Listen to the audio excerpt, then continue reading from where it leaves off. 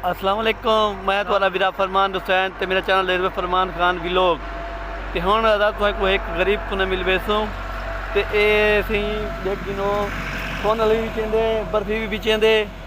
मकसद है तू जहर पी तू गिनम ते कमीशन ते सही भला उन्हें को वेच के दुकानदार वाले को पैसे देंदे मकसद है 10-20 रुपए किलो दे बिचों ही को देंदे ते हुण देखो सी नाल गाल करेंदो आपां जो इना क्या हालात ने ते किवें गाल है ते आपां बरा सी नाल गाल ही करेंदो सी सुन दो इने बयान। अस्सलाम वालेकुम सही, क्या हाल है थी? खुश हो? तकड़े? तबीयत से ठीक है? कितों आए हो सही? अच्छा ज़हर बिल्कुल ये सोनल वाली थी जी? हाँ ये सोनल वाली जी। हाँ अच्छा किवें किलो देंदे पियो दा? किलो से जरा पिछू गनम 500 रुपए। अच्छा ते चला यो 600 रुपए किलो है जो 150 रुपए पा दे दो। अच्छा 160 आग दो 200 रुपए आग दो 200 रुपए नहीं गिनदे ओदन चंगा मिठाई मिलदा है 800 रुपए जी। ये तेरी जियो न्यूज़ वाले देखा नहीं वो 850 रुपए किलो मिलदी है कोट समा पे रही में और तू चाहिए वो देना यही से 10 रुपए 20 रुपए का गिनना थोड़ा चाग। अच्छा ना हुणे पैसे नकद भरम दी या ये सही शाम नु वाला उन्हें शाम को दे दूं ये बच्चा ना गुजारा थी 400 बाचो ने 500 को शादी माजा लागो नंदा 1000 1200 बाचो ने 1300 बाचो ने। अच्छा ना लगे तो वाला जरा और कितनी देर थी गए वे फजर दा चाहिए ना सही। अच्छा हुण 8 किलो चाहिए तो बकाया हुण यो बच्चा पैसे। अच्छा हुणे पैसे पिछू सोनल ले को देवणे गिनने होंदे नहीं या बस वो सही वाला शाम तक बनते हिसाब बाकी बच्चे 400 500 ढेर बच्चे शादियां खुशियां होने तो ढेक बच जाए। अच्छा कोई मसला मसाइल ही तक मसाइल ये छोटे छोटे बच्चन से सही खर्चा ढेके से घर दा। अच्छा हुणे चौके दा होते सही ऐसे 1000-1500 रुपए दा 1600 रुपए। अच्छा अच्छा अगर मैं ते को चलो 1500 दा है अगर मैं ते 2000 दे मैं तेरा मसला घर दा हल थी वैसे सही बिल्कुल थी वैसे। अच्छा आबाद रखे से बसते रहो। अच्छा भला हुण शाम ही थी नहीं पिए वैसे ही शाम ते चलो तुसां अपने बालें दा रिज़्क वगैरह आटा वगैरह गिन गिनो ते 2000 रुपए मैं तुहां को देना सही तोरे चलो मसला हल थी वैसे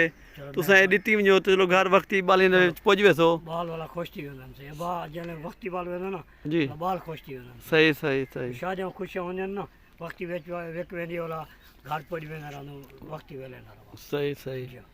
चलो शापर वगैरह है वे या अच्छा अच्छा देखो सी कई गरीब दा जो भला थी वञे ते हुण ए सफ़र कोन आया सी ते हुण इंदा तकरीबन 1500 या 1000 रुपए सी सोनल वाले देख गिंदो सी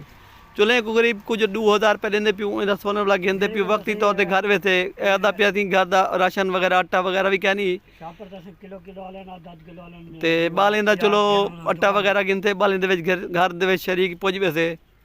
ते तुसां बिरा मेहरबानी करनी है लाइक करना है फॉलो करना है तो इंशाल्लाह ताला नेक्स्ट वीडियो दे विच मिलसूं ए बिरा को आपां हुण एक को दे दियो सही को 2000 रुपए देसूं दस्ताने चाहिए तो इदी सर्दी है जरा हाथ मेरे नहीं थिंदे एक दफे डूडू दस्ताने पहना भला जने ये हाथ सुज पहने एडी तो ये हाथ सुज पहने ये सुज पहने ये इतनी सर्दी है ये नहीं थी सकदे 10 रुपए का सोना लो मंगने कटे तो ये तो छुरी वेंदी एक तो छुरी दी थी वेंदी देखो ना सी जवान आता पे गरीब जो भी मेरे को सर्दी लगी वदी है ये सारी हुकूमत ए देख गिनो हालात होवन बे ते